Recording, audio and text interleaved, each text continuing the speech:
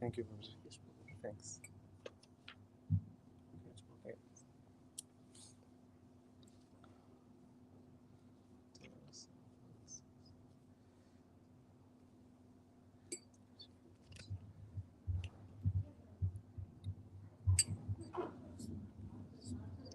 Just according to how much you want to. I think it's okay.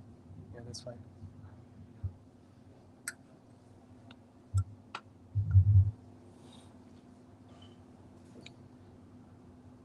Hare Krishna. Thank you very much for coming to today for Srimad Bhagavad Gita class. So we'll start with Jai Radha Madhava.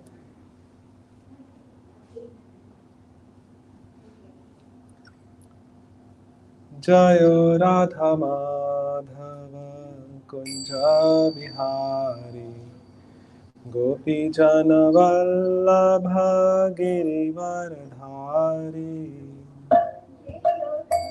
Madhava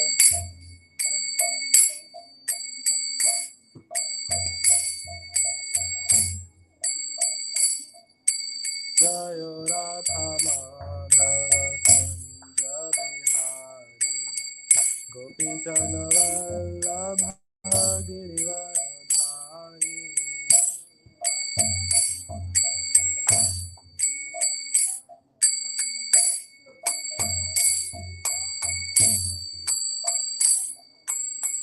Yashodanandana Brajajana Ranjana Yamuna Tiravanachari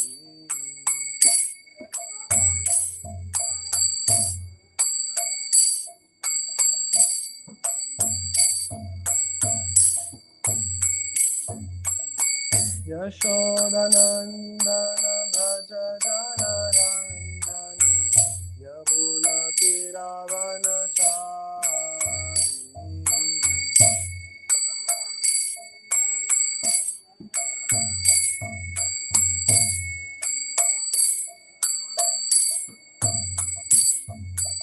Jayo Radha Madhava Kunja Bihari Gopi Jana Vallabha Girivaradhari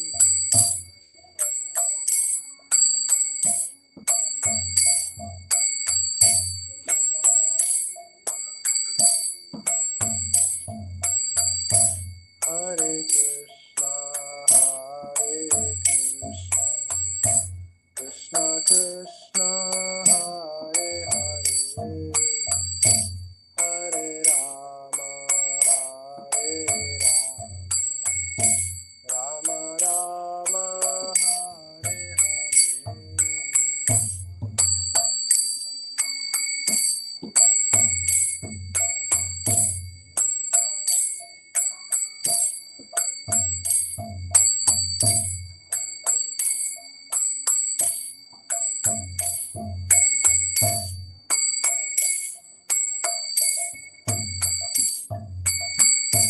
Hare Krishna, Hare Krishna, Krishna Krishna,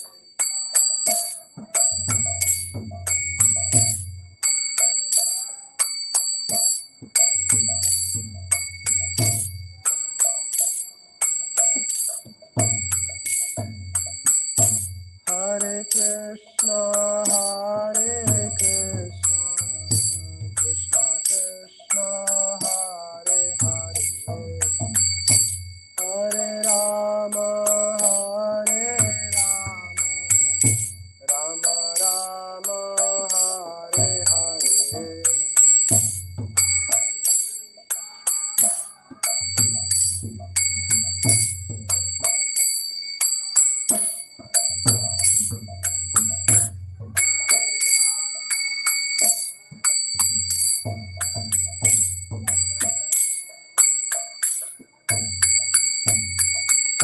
Krishna, Krishna Krishna, Hare Hare, Hare Ram, Ram Ram, Hare Hare.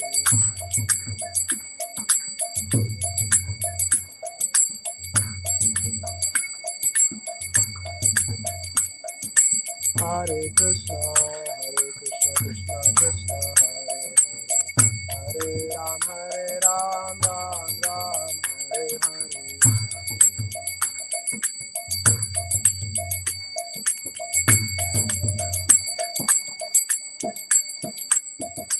Hare Krishna, Krishna Krishna, Hare Hare, Hare Ram, Ram Ram, Hare Hare.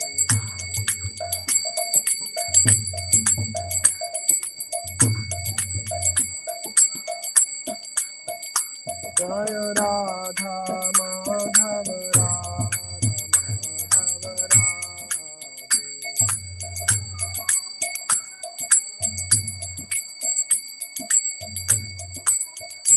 Jai Krishna Balaram, Krishna Balaram, Krishna Balaram, Jai Krishna Balaram.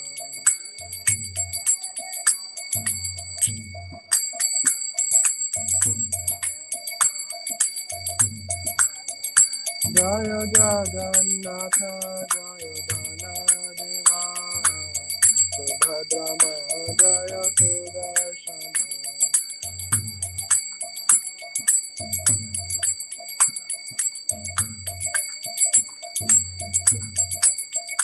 Jaya Gauranitai, Gauranitai, Gauranitai, Jaya Gauranitai.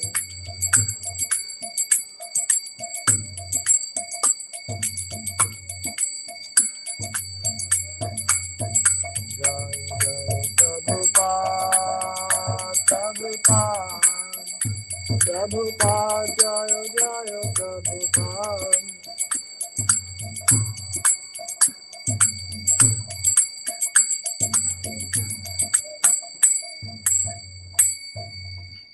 Shri Shri Radha Madhava ki, Shri Shri Krishna Balaram ji ki, Shri Shri Jagannath Baladev Subhadra Maiya, Shri Sudarshan Chakra ji ki, Shri Shri Nitai Sacinandan ki, Srila Prabhupada ki, Gaur Bhaktavind ki.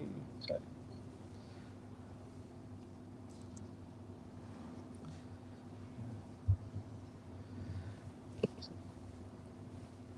So thank you very much for coming today for Srimad Bhagavad Gita class. So we shall now start with Mangala Charan.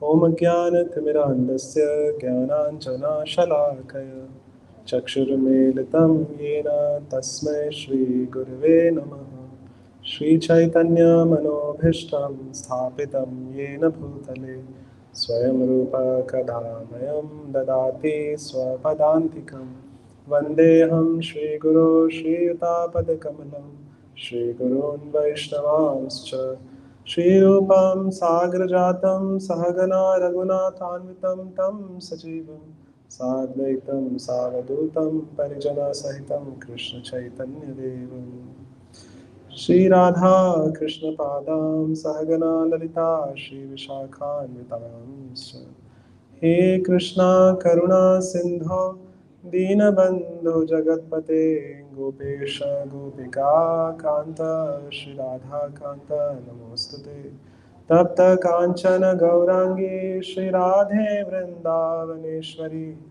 Vrishabhanu Sute Devi Pranamami Hari Priye Namo Mahavadanyaya Krishna Prema Padayate Krishnaya Krishna Chaitanya Namne Gauratase Namaha Namo Brahmanaya Devyaya Go Brahmanahitaya Cha Jagaditaya Krishnaya Govindaya Namo Namaha Vanchakalpatarubhyascha Kripa Sindhubheva Cha Patitanam Pavanebhyo Vaishnavebhyo Namo Namaha Jai Shri Krishna Chaitanya Prabhu Nityananda Shri Advaita Gadadhara Shavas Adi Gaura Bhaktavrinda.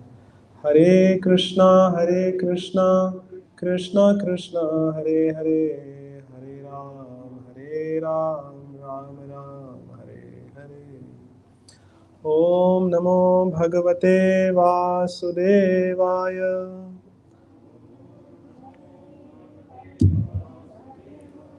Om Namo Bhagavate Vasudevaya.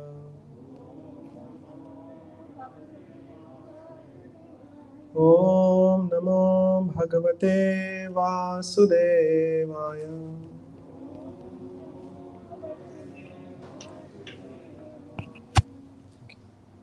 So before I speak, I humbly seek blessings of all the assembled Vaishnavas. So I may speak according to Guru Parampara, and I can speak in a way that is pleasing to the Lord and satisfying to all the devotees. So we are reading from chapter 7, Knowledge of the Absolute. Uh, so we have just started this chapter. So I thought uh, we are not very far into the chapter, and so we can read the glories of Bhagavad Gita. So it's the glories of Bhagavad Gita is narrated by Lord Shiva to Mother Parvati, and it is written in the book called Gita Mahatmya. So there are some glories I mean, there are a lot of glories, but for this there is a glories of reading chapter 7 of Bhagavad Gita. So it's a story. So please here I will just read it. Okay. Lord Shiva said, "My dear Parvati, now I will tell you the glories of the seventh chapter of Srimad Bhagavad Gita, hearing which one feels his ears have been filled with divine nectar. Patliputra is the name of a large town which has many large gates. In that town lived a Brahmana of the name Shankukarna. He was a businessman and had amassed a very large wealth. He had never performed any type of devotional activities, nor had he performed the necessary ritualistic performance for the sake of his forefathers. He became so rich that even great kings would dine at his house.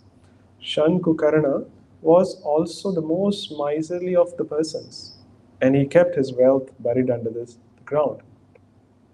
Once, when the Shankukarna was going with his children and other relatives to attend his fourth marriage, he stopped at one place to rest for the night. While he was sleeping, a snake came and bit him. His sons and relatives called for the doctors and mantra chanters, but no one was able to help Shankukarna, and soon he died. After death, he attained the body of Preta Sarpa, a snake ghost. The only thing he was able to think about was his wealth, which was buried close to the house where he had lived. He had not even told his own family of the whereabouts of his wealth. In the form of Preta Sarpa, he resided at a place where his wealth was buried, so that no one else could take it. After some time, he became tired of being trapped in the form of a Preta Sarpa, and he appeared to his sons in the dreams and requested them to help him. In the morning, when his lazy sons woke up, they told each other about the dream they had seen. One of his sons took a large spade in his hands and went to the place where the father had indicated he was living.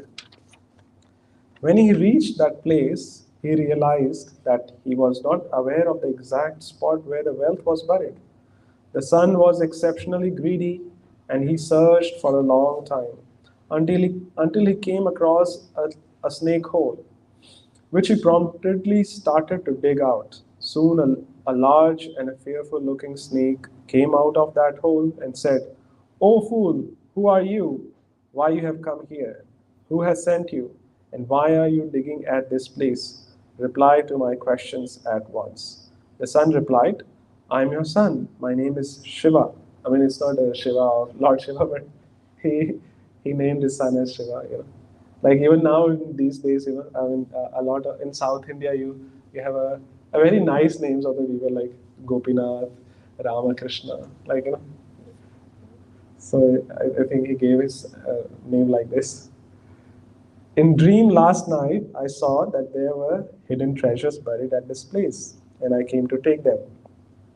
When he heard Shiva's word, the Preta Sarpa started to laugh and said, "If you are my son, then why you are not performing the necessary rituals to free me from this hellish situation? Due to the greed in my last life, I attained this body, and now you are heading the same way." The son asked, "My dear father, kindly tell me how you can be freed from this hellish situation." The Preta Sarpa said, "Not by any kind of charity, tapasya, or yagna. Only by the recitation of the seventh chapter of the Bhagavad Gita will I be freed from the wheels of birth and death. My dear son, kindly perform the Shraddha ceremony, and on the day invite a Brahmana who is in the habit of chanting the seventh chapter of Bhagavad Gita and feed him very sumptuously." Shiva, along with his other brothers, fulfilled the instructions of their father, and while the Brahmana was chanting the seventh chapter of Srimad Bhagavad Gita, Shiva and Kukarna gave up the frightful body of a Preta Sarpa and attained a divine four-armed body. He blessed his son and informed them where his wealth was, and then he left for Vaikuntha. His sons, whose mind had become fixed in devotion to Lord Krishna, used that wealth for building temples, digging wells, and distributing foodstuffs. They engaged daily in the recitation of the seventh chapter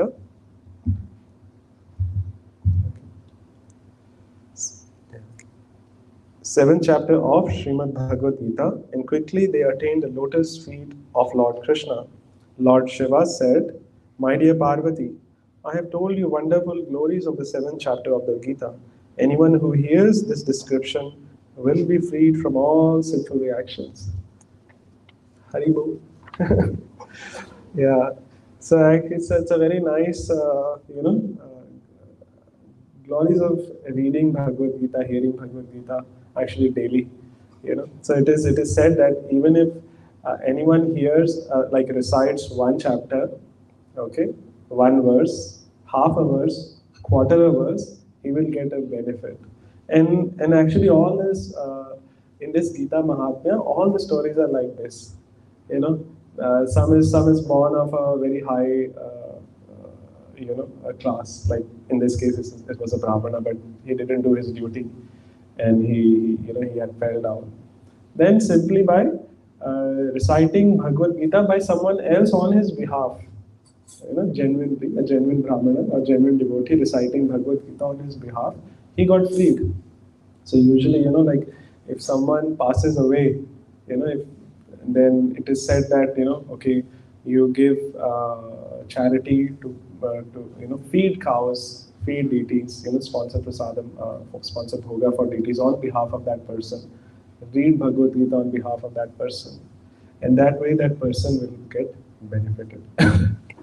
So here we can see that a person who has never practiced devotional service in his life, just mere by becoming a recipient of of hearing Bhagavad Gita, he got freed.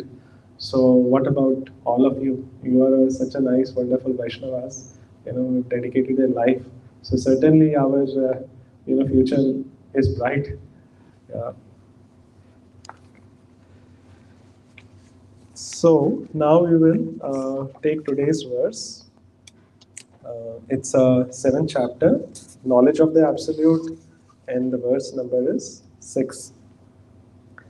Etadyoni bhutani sarvani ti upadharaya aham krishnasya jagataha prabha pralayastatha.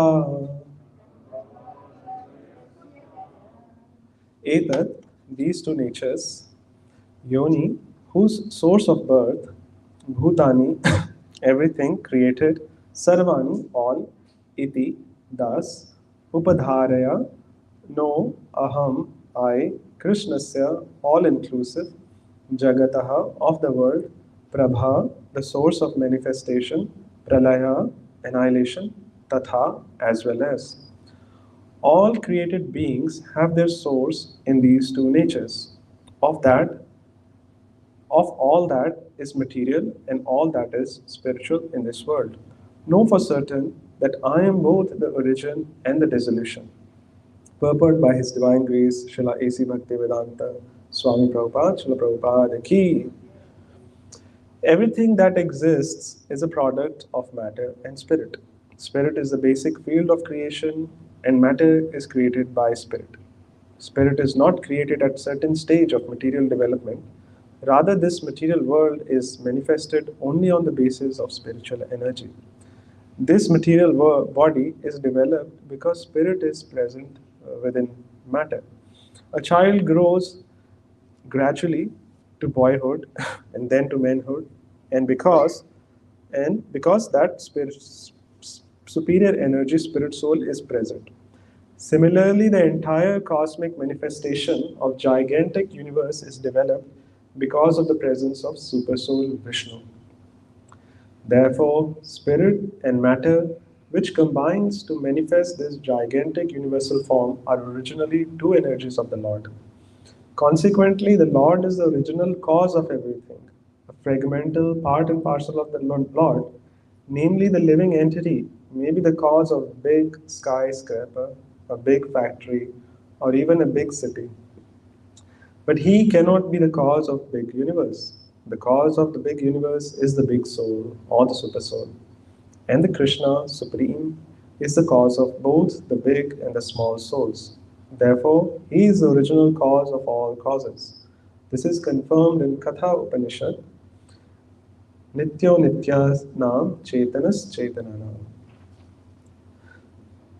So, just to give you a little background of this, so in chapter 6, the last verse, Krishna is saying, योगिनामपि सर्वेषां मद्गतेन अंतरात्मनां श्रद्धावान् भजते यो मां सा मे युक्ता तमो मतः. Of all the yogis, the one with great faith, who always abides in me, think of me within himself and renders transcendental loving service to me, he is the most intimately united with me in the yoga and is the highest of all. That is my opinion. So in the sixth chapter, Dhyana Yoga, Krishna concluded the chapter by this verse, Yoginam api sarvesham. So in this verse, there is a word. I mean, there are many words, of course, but the word that we are focusing is Shraddhavan Bhajate, with great faith, and he worships me. So one may ask, or let's say Arjuna may ask, how I'm going to get this great faith? And then comes the next chapter, seventh chapter. So the seventh chapter, Krishna says, "Hear from me." Says the Supreme Personality of a Godhead said. I mean, the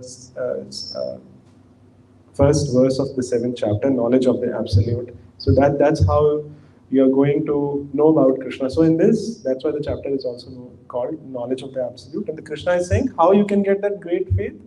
The Supreme Personality of a Godhead said, "Now hear, O son of Pritha, how by practicing yoga in full consciousness of me, with mind attached to me, you can know me in full, free from doubt." So just by hearing from Krishna and knowing him, you can get faith. So here, I mean, the knowledge, and when this knowledge is applied, it transforms into faith.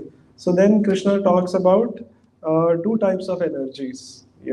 Then he says, then in the second verse, I shall now declare to you, okay, the second verse, third verse, and then fourth verse. So in the fourth verse, Krishna is talking about his material energies. So earth, Bhumir apo nala vayu kama mano bhutir evacha ahankar itatyam me bhinna prakriti ashada.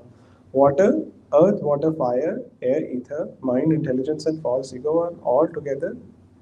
These eight constitute my separated material energy. So this is Krishna is saying that this material energy. So material energy basically earth, water, fire, air, ether, and then mind, intelligence, false ego, subtle. Five gross and three subtle. So Krishna is saying these are my separated material energies. And then in the next verse, Krishna says, Uh,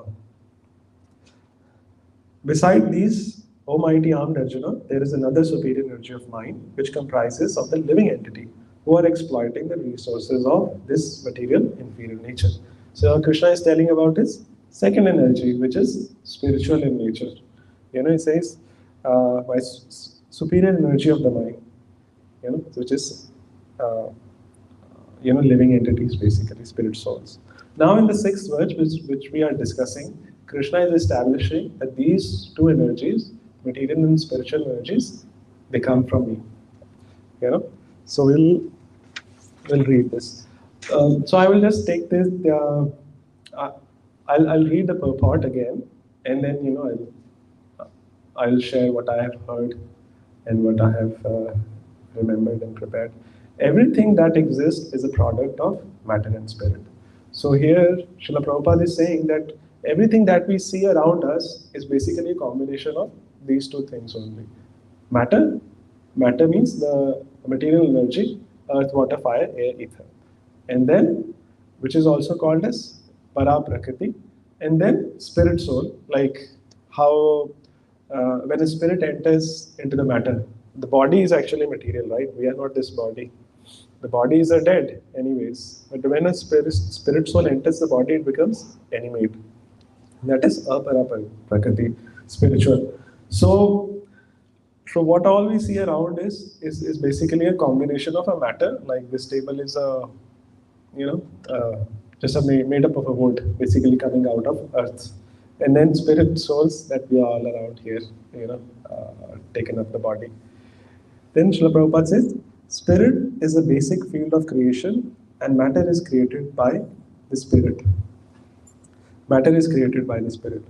So here Srila Prabhupada is saying that the spirit or Kshetragya, like it will come in the 13th chapter, Kshetragya.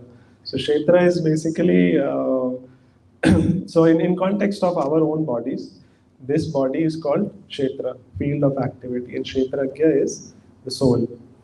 Hmm? And and then there is another personality also, which is Krishna, who is the knower of all the fields. So in 13 Bhagavad Gita, chapter 13, verse 2, so Krishna is saying, O sky of Bharata, you should understand that I am also the knower of all bodies. And to understand this body and it is knower is called knowledge. That is my opinion. So if someone knows, Kshetra, Kshetragya, basically in context of today's verse, it will be material energy and spiritual energy and the combination of both. That is called the knowledge. So what will happen if we know this? Someone can read, let's say we go outside and we tell, all created beings have their source in true nature, and Krishna is basically the source of all these things, all these two energies. So a person may say, so what? So what do you want me to do now? So that will be the response. I mean, so why a person is doing like this? Why he's he heard the right thing, but he did not get it. But why is that? So the reason why is that is because he just has a superficial understanding. He does not have he has not realized this knowledge, and that's why Krishna is giving us this knowledge, so we can. So what will happen? Let's say um, you have a devotee coming in our center, for example. He's coming for the first time. And everybody looks at him, greets him, a family of devotees, and we say, okay, nice to be with you. And, please continue coming in, you can do some seva. Like, generally how we engage all the devotees. And this devotee is coming, 1 month, 2 month, 3 month. And then once we ask, okay, can you also take classes on Bhagavad Gita? Generally how this is how we approach everyone. And then devotee says, okay, fine. And the devotee sit down and give a class, and everyone is amazed by the realization, the depth of the knowledge, the quality of a devotion. Now what happens? When the same devotee comes next time, what will we have? What will be our outlook? Hmm? What will be our outlook? It's okay, I'm asking you. Say something. Yeah. So we will have a awe and reverence towards that devotee, and we will be so careful, to attending that devotee, because now we know that, for example, in our congregation, our dear Devakinandan Prabhu, so how we have such a high regards and high respect. Why? Because we are hearing from him, and by hearing, what happened? So we are understanding the depth of his devotional service to Krishna. So that's why a faith is required, you know. So, and that's why Krishna is sharing all these knowledges. And to understand this knowledge, there's a certain degree of purity of a heart is required. Because just now I gave you an example. If you go out and tell someone like this, he may not be able to accept it. Actually, that's the case with me also. Like when we read this Bhagavad Gita, not everything makes sense. We may be reading it for a while. That this is okay. Life just goes on. How it was yesterday, and that's how it's going today. So why is that? Because a certain degree of purity is required, and that purity comes when we associate with devotees, we serve them without in the way they like it, basically, and we chant the holy name offenselessly. At least trying to chant offenselessly is also called an attentive chanting. So that's then when you say cheto darapana marjanam, because simply Bhagavad Gita is simply not knowledge; it's bhakti. So bhakti, there is a saying in English. We both read Bible day and night. I read black, you read white. So what it means is that one person is able to understand Bible, another person reading the same Bible, he doesn't understand anything. Basically, no transformation of heart. So that's it.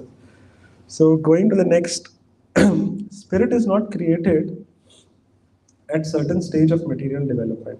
Rather, this material world is manifested only on the basis of spiritual energy. So here, Srila Prabhupada is actually countering Darwin. At that time in West, I mean, I have not come across anyone who is a supporter of Darwin. I have come across atheists and impersonalists, but no one from a Darwin. So, but here Srila Prabhupada is saying like some scientists are of opinion that the material world actually came from a big bang, and the Darwin says that somehow by some arrangement there was a single cell bacteria, it became double, and then the evolution actually kicked off, and then eventually there was a monkeys, and then from monkeys came the human being. But that's not the case. So Srila Prabhupada is saying spirit is not created at any certain stage of material development. So material evolution, no matter, so if this mic and the say, like for example, you get earth, air, fire, water, ether, you keep mix them all together, it's not going to transform.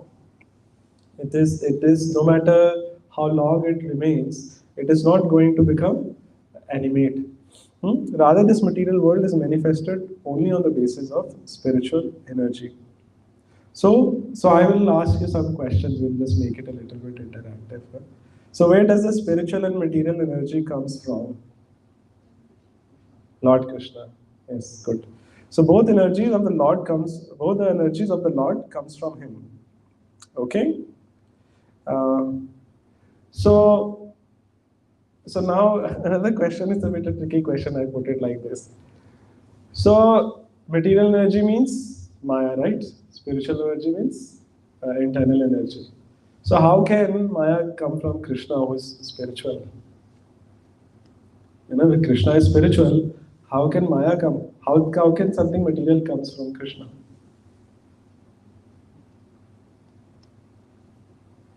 Anybody like to try it?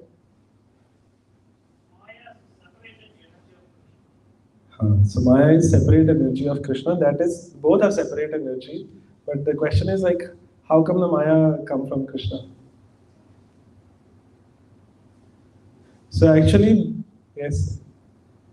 You want to say something, Prabhuji? Lord is supreme, he can create it. Yeah. So Lord is supreme, He can create. But the question is that is Maya coming from Krishna?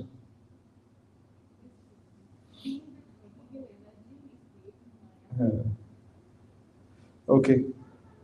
Actually, the material energy does not come from Krishna. So, material energy is eternal. Krishna is eternal. Jiva is eternal. Like have we come from Krishna? We are part and parcel of Krishna, but did we come out of Krishna? So no, we are eternal. Like Krishna says in Bhagavad Gita, chapter second. Where is that verse?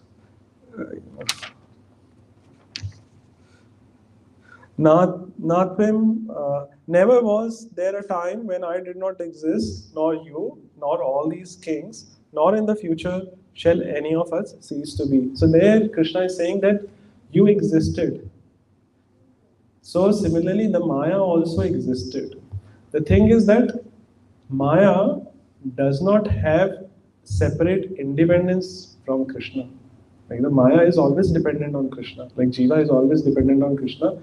Without Krishna, and so when we read, like Krishna says that I am the source. It comes from me. It is to be understood that they are dependent on Krishna. They are not coming out of Krishna. They are dependent on Krishna.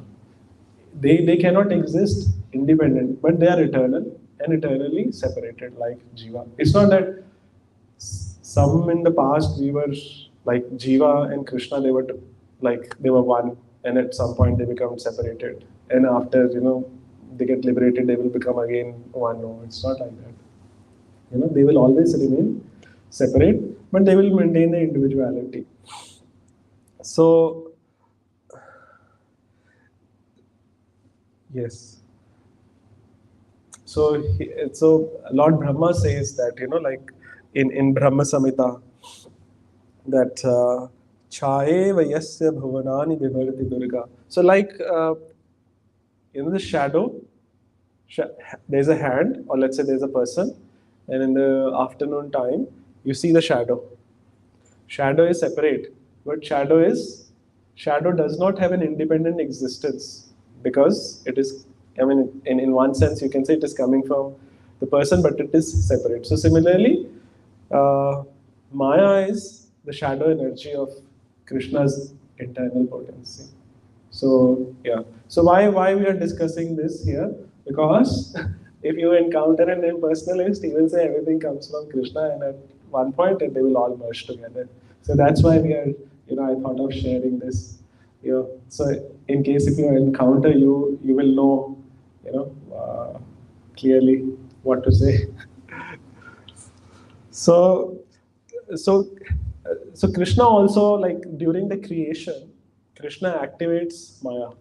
Sometimes I can in a household, in a grihastha, like a wife, husband, wife. Sometimes the wife is sleeping, and the husband comes and wakes up the wife. Please get up and do the household duty, and the wife gets up and she starts working or cooking, cleaning, whatever not. So similarly, at the time of creation, Krishna activates the Maya. So during the dissolution, the creation is not there, right? In context of this particular universe. So when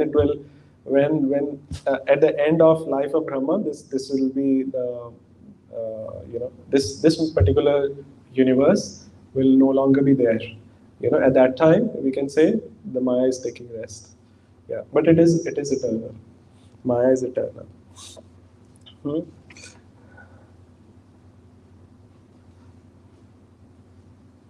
So, so now we know that.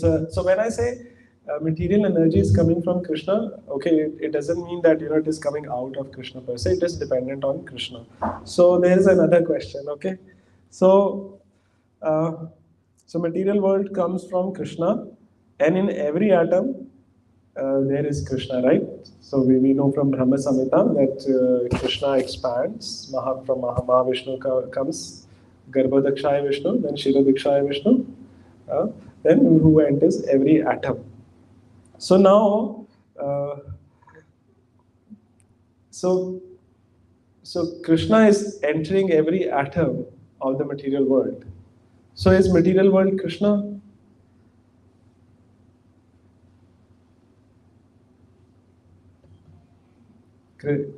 But Krishna is entering every atom. Krishna is entering every atom, right? We say na, in Hindi say kan kan mein Bhagwan hai. In every atom there is God. So is material world God? No. Yeah. Yes, material world is not God. Even though it is coming from Krishna and Krishna is entering, it is not God. It is energy of God. So an example is given like a cow. From cow comes the milk, and from cow also comes cow dung.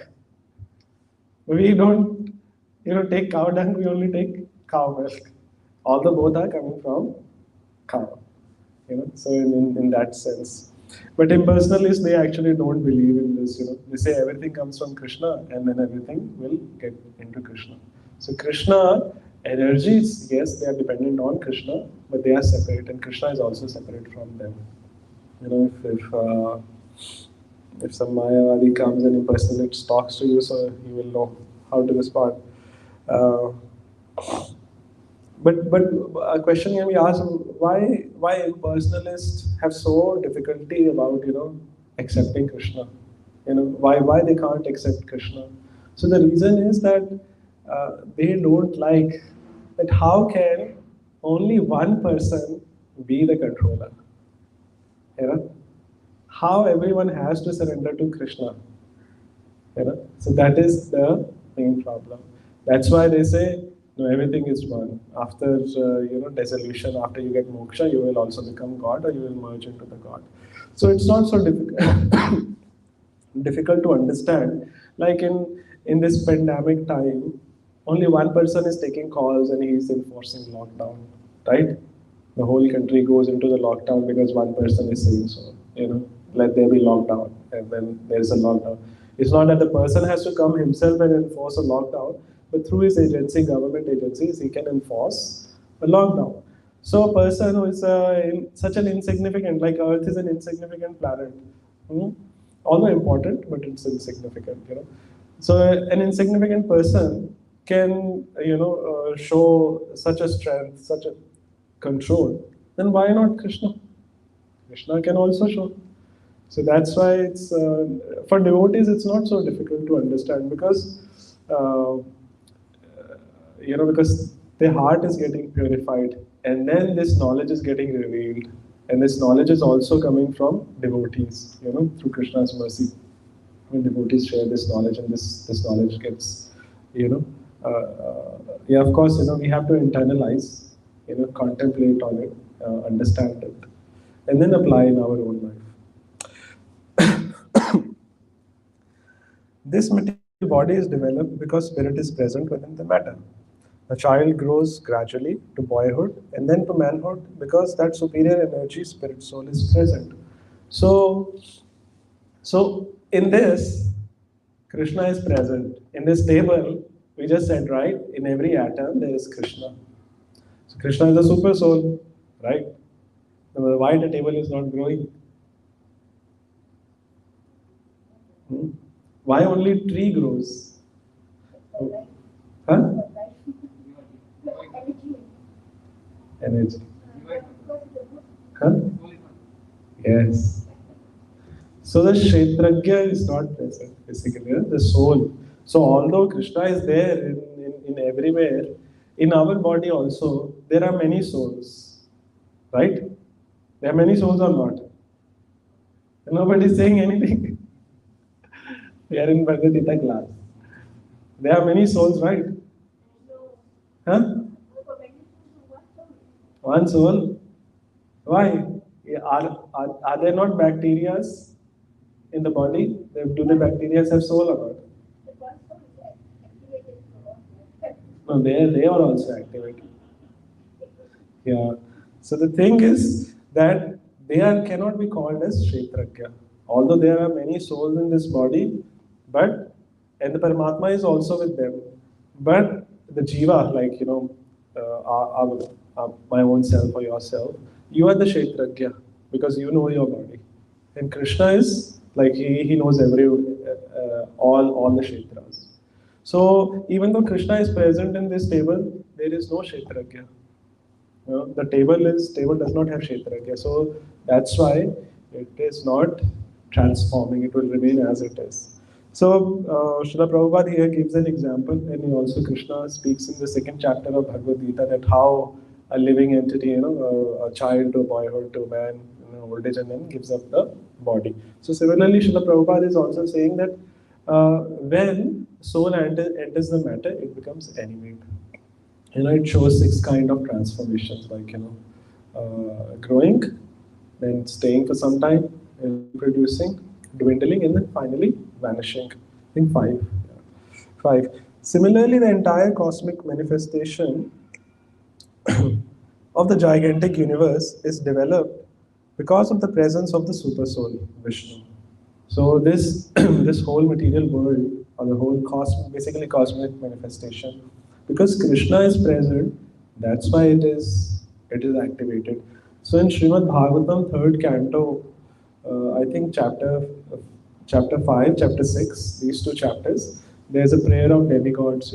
So everything was created at that time, but nothing was activated because Krishna has not entered. So although all the earth, water, fire, air, ether, and the combination of all those material elements were there, but they were not activated. And the demigods prayed, and my dear Lord, please activate it.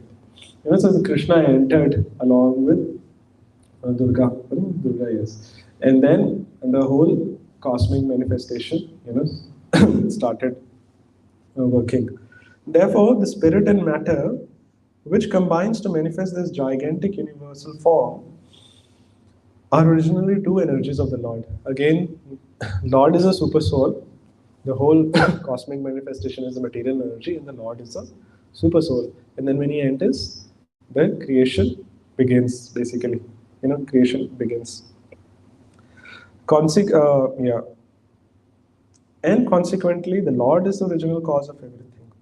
A fragmental part and parcel of the Lord, namely the living entity, may be the cause of big skyscraper, a big factory, or even a big city. But he cannot be a cause of big universe. The cause of big universe is the big soul or the super soul. So very self-explanatory. Like a living entity creates, we see a lot of creations, so many skyscrapers, so many complex, network of MRT, SMRT, whatever it's called. But he cannot be a creator of the entire universe. That is Krishna. And actually, in one sense, even the small things which is being created, actually Krishna is behind it.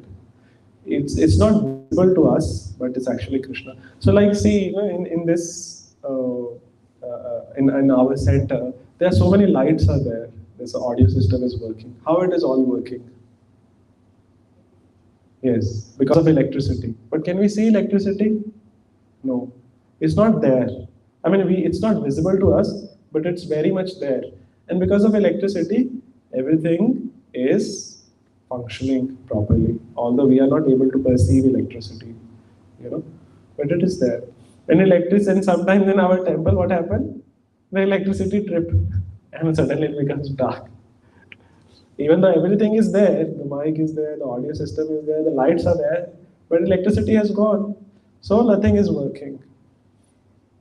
So similarly, the so as you continue reading Bhagavad Gita, you will see that Krishna is actually doing all these things from the agency of material nature. The jiva is just sitting and desiring. I want this, I want to speak. But wait, it happens so autonomously and in such a way that we realize that we are doing it. But actually, it is that we make a desire, right? We do a desire, and then Paramatma, who is overseer and observer, say, okay, fine. Okay, you can do it. And then the material mode of material nature acts, and then we are able to do things. But it happens so, I would say, fluidly that we just don't realize it. Yeah. So Krishna says that, Krishna also says that, I think it's in the following chapters, that I am the digestive fire of a living entity, and I digest the four kind of food stuff. Here, like we what we do is we only eat, but we don't digest, right? Does anyone sitting here can say I digest? No, it just happens. And Krishna is saying, I am the digestive fire. I am digesting it. You know? So Krishna is digesting all the food stuff. So one may say, if I eat more than what happens, like Krishna goes on strike. But Krishna also says, yukta ahara viharasya. Like, we should live a regulated life. But Krishna also goes on strike sometimes. So that's how it's actually, for even small creations, in one sense, it's actually happening through Krishna. Everything is coming from Krishna. Everything is dependent on Krishna. For instance, if Krishna decides to say, okay, I will stop the air for 5 minutes, everything will be over. Everyone will start scrambling, basically. Even though they may claim we are so and so, we are so powerful, we are so strong, but they will not be able to sustain themselves if Krishna is not there. But Krishna is so kind; he respects the privacy of everyone so much that he doesn't even say that I am doing this. You know, yeah, he doesn't make it so obvious. Yeah. And Krishna, the supreme cause, and Krishna, the supreme, is the cause of big and small souls. So we have discussed it. Therefore, he is original cause of all causes. This is confirmed in Katha Upanishad, Nityo Nityanam Chaitanas Chaitananam. So with this, Krishna is also the cause of dissolution. So when the destruction comes, it's actually Krishna is cause of it. So in our own life, actually for those who are very mature devotees, right, those who are advanced devotees, they like, they don't get bewildered that if they were to leave the bodies.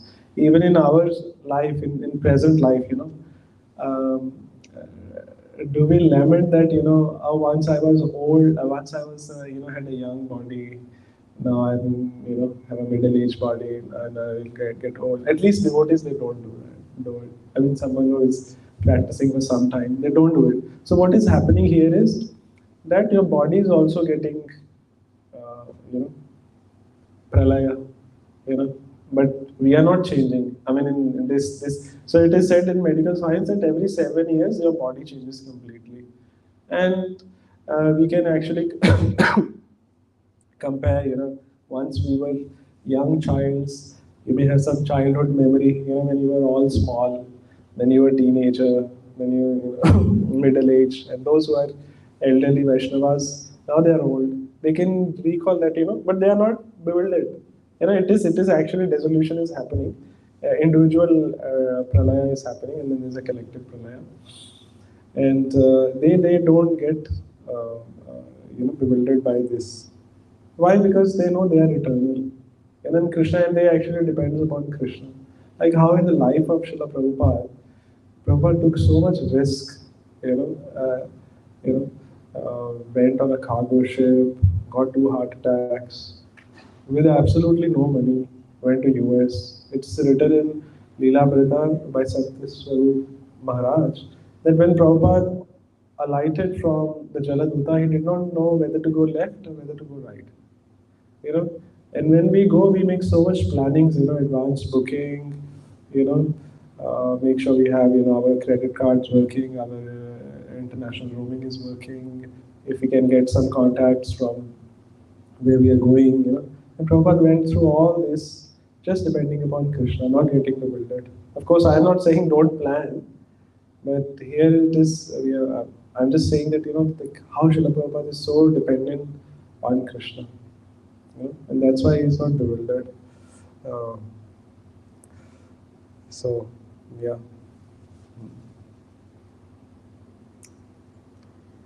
Yeah.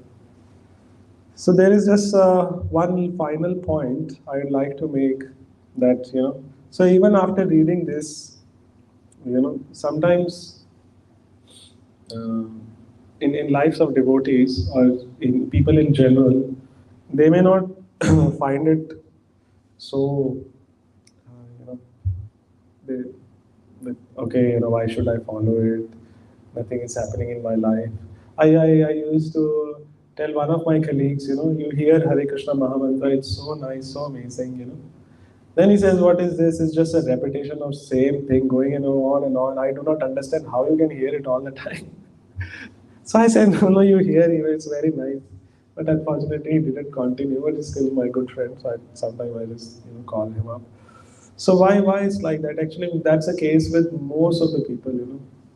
Like four kind of people are there, right? Four kind of pious people. We say Artha, Dati, Jigyasu, and Gyani, Pardarshava. They're kind of pious people. But if you tell these pious people to chant Hare Krishna or read Bhagavad Gita, they don't do it, even though they are pious. So what is the cause behind it? Srila Prabhupada says the cause is basically Nunam Pravatte Kurta Vikarma. And it is from fifth canto, fifth chapter, verse 4 to 9. So you can read these series of verses. It's by Rishabh Dev. So Prabhupada says it's just because they have thought that the aim of life is just sense gratification. The aim of life is just enjoyment, you know, and that's why they are not able to pick this up. Yeah. So it says when a person considers sense gratification the aim of life, he certainly becomes mad after materialistic living and engages in all kinds of sinful activities. He does not know that due to his past misdeeds, he has already received a body which, although temporary, is the cause of his miseries. Actually, the living entity should not have taken on the material body, but he has been awarded the material body for sense gratification. Therefore, I think it is not befitting an intelligent man to involve himself again in the activities of sense gratification, by which he perpetually gets material body one after another. So this is the main cause, basically. So uh, when a living entity considers the sense gratification as aim of life, then it's he will repeatedly he will keep on getting material body to enjoy that sense gratification, whether good or bad. But there is a way to break free of this. So we are not in Paramhamsa stage, or we are not even like those who have no faith. We are somewhere in between. So how is that? Like if we associate with devotees, if we chant Hare Krishna Mahamantra, and this chanting has to be done attentively and with awareness. So attentively means, I mean, like I'm saying all these things to you. It's also applicable equally on me. So attentively means when we chant, we don't do other things. When we chant, we just chant. We sit down and chant. If we are dozing off, we get up and chant. We don't look at our phones. We don't check our emails. We don't talk. Okay. So this is called attentive chanting. And conscious chanting means that when we are chanting, we are hearing the names. Sometimes we may be sitting at one place and chanting, but the mind is going everywhere. So we consciously bring the mind back into the chanting. So bringing this back to chanting is not considered an offensive chanting. So it is mentioned in Harinam Chittaman that to endeavor to chant attentively is also considered an attentive chanting, conscious chanting. And even this 10 offenses to the holy name, the 11th one, which is actually, which we say is a pramad. Inattentive, chanting inattentively is also considered an offense. And because of this chanting inattentively, what happens? Our material desires increases. So material desires increases, it will lead to sense gratification. Yeah. So if we are conscious and if we are aware of Bhagavad Gita and if we are associating, then Krishna will help us, remind us that what we should be doing. I mean, I'm sure every one of you must have this experience. So recently I go to prison for preaching. So I told prisoners and the inmates actually, I told them, and I told them the same thing that I'm also trying. That every day before you sleep, you do pranam to Krishna. And after you get up, you do the pranam to Krishna. I said, okay, fine. Everyone will do, everyone agreed. Now when I go home, sometimes I become tired after working and I lie down and I sleep. Then suddenly Krishna says, hey, you said them, must do pranam. You know, I was so amazed that, this doing pranam is, I have not written it anywhere that I should do, like, systematically, schedule, like I must do this. And suddenly this remembrance came because it's coming from Krishna. So if we cooperate with Krishna, Krishna guides us. But if we say Krishna is not for me, it's for them, then after a while Krishna will not say because he doesn't want to enforce anything. He just wants to say okay voluntarily and he helps. So we try right. We try to remember. We may not be perfect, right? And but if we sincerely try, then certainly Krishna helps. I mean that's my experience. So with this, I will conclude the class. So if anyone has any questions, comments, you may share it. You may ask now.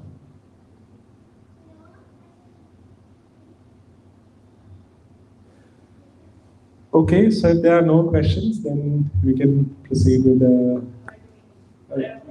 Yes, Prabhuji. So you mentioned about the soul is eternal, Hmm. the material energy is eternal. But if you notice the first line of translation, all created beings, the word created, so what does Krishna refer to created being here? It is source from these two natures, the physical and spiritual. So here, that is the way of saying basically, that's a way of saying, you know. But as per the scriptures and on the reference which I gave from the Bhagavad Gita second chapter, these energies are separate. Energy and energetic are separate, you know. Yeah. So in one sense, like sunlight and sun, can we say the sunlight is sun? But sunlight is coming from sun. Sunlight is separate, sun is separate. However, the sunlight's existence is dependent on sun, but they both are separate. I mean, it's not that because of sunlight the sun is there. No, because of sun, sunlight is there. Like how Lord Brahma says, "Chayeva yasya bhuvanani bhivarti durga." So, like like in as I mentioned, like if you go in the sunlight, you will see a shadow, or you can just or if you flash a light, and you can see a shadow behind of your hand, but you cannot say that my hand has created. I mean, in one sense, you say my hand has created a shadow. It's a way of saying, but it is not that the shadow is coming out of my hand. It is dependent. The existence of shadow is dependent on basically the body, the hand. So in that sense, yeah, it's a way of saying. Yeah. So there is a very nice thing, maybe if I can say for a few minutes. So Mother Yashoda tells Krishna, Lala, eat your yogurt and I will give you the moon. Say, then Lala asks, where is the moon? The mother says, hey, look, behind the neem tree there is a moon. Behind the branch of the neem tree there is a moon. So is this statement right or wrong?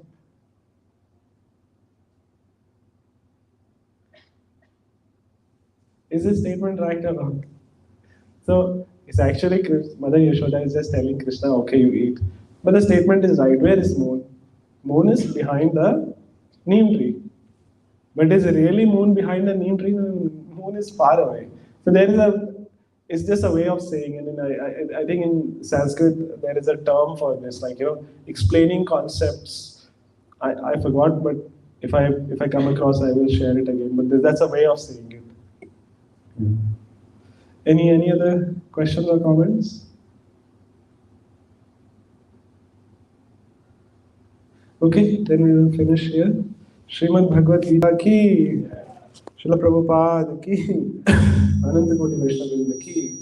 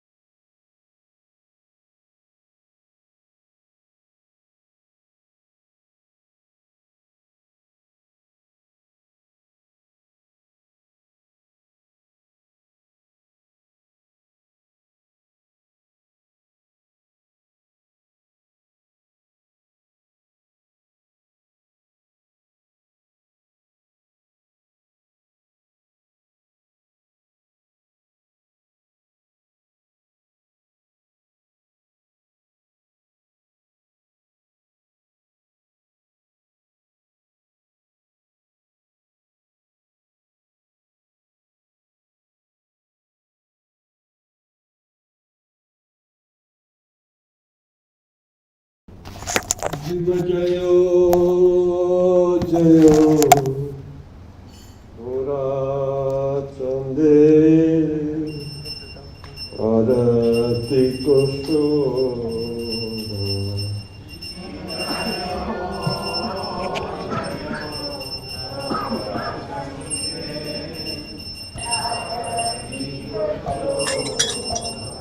Jiva Jayo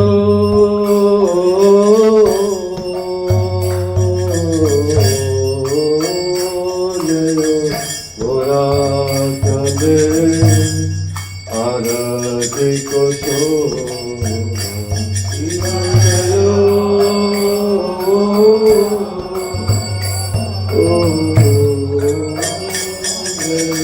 Gora Chande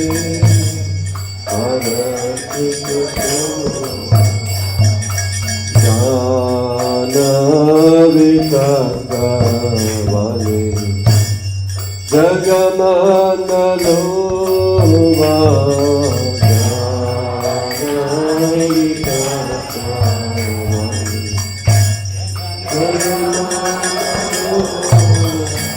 Divanaki Nitaita Ame Gadaga Divanaki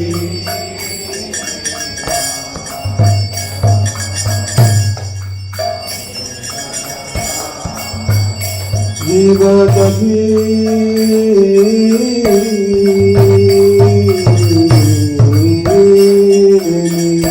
Nitaita Ame Gadaga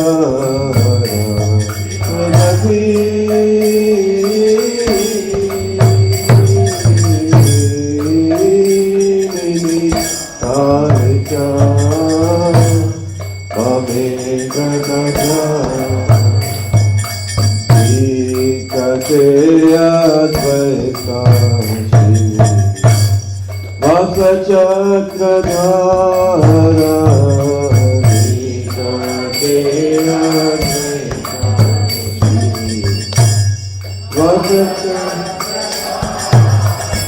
Divamati Ache Norata Ratnasi Masari Divamati Ache Norata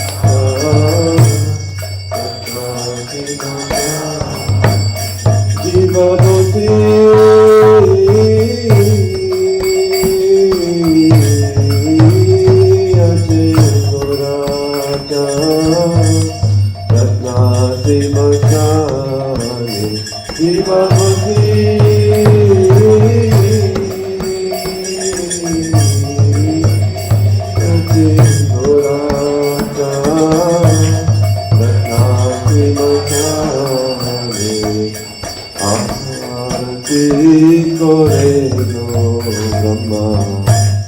Adideva Gane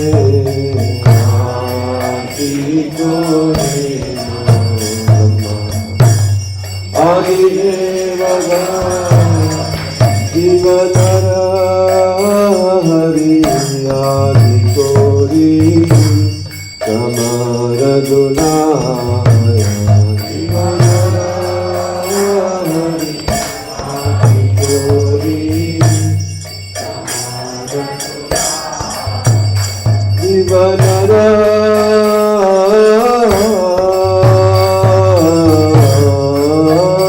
Hari Adikori Kamaradunaya Divanara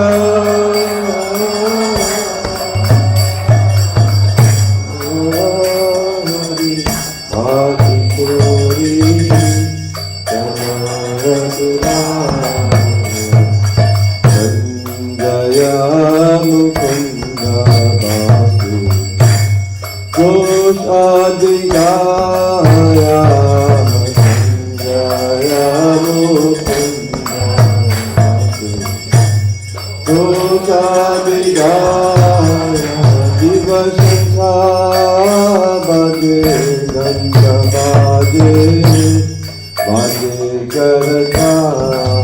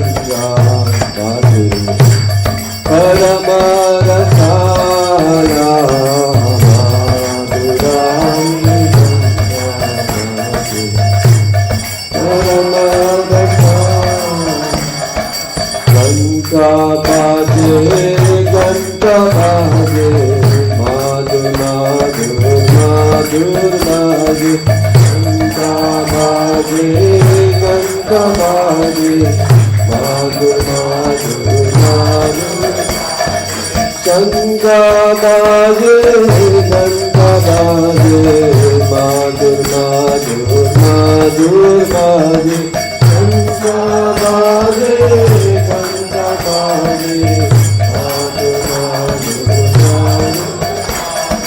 गौरांगे आरती को शोभा जग जन मन गौरांगे आरती को शोभा जग जन मन जग जन मन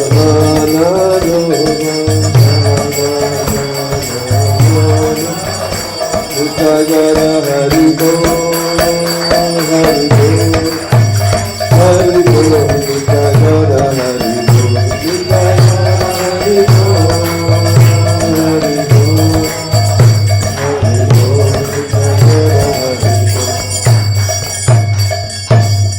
जीव बहु कोटि चंद्रजीनी वदना उज्ज्वला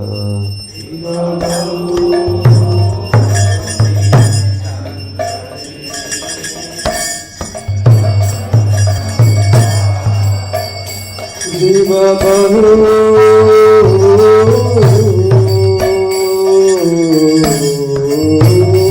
कोटि चंद्रजीनी वदना उज्ज्वला जीव बहु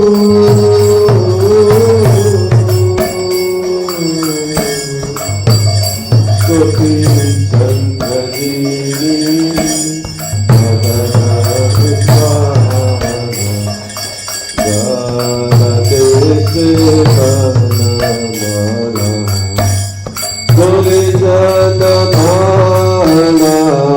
माला देश बनमाला गोरे जन माला जीव शिवा सुख नारदा गदा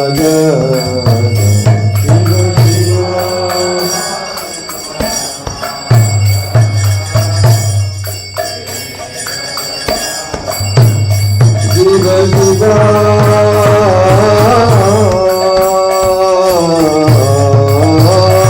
सुख नारदा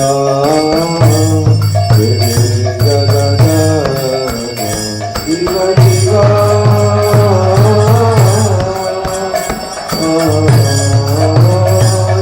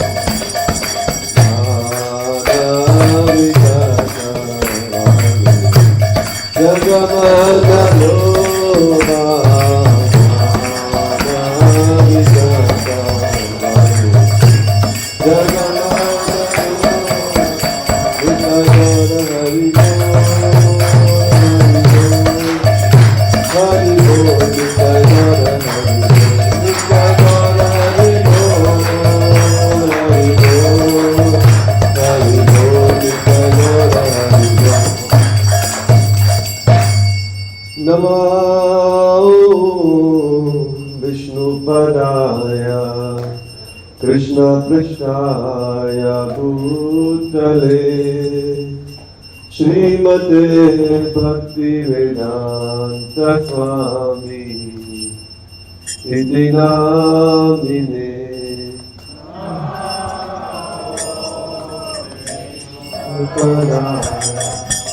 कृष्ण पृष्ठाय भूतले श्रीमते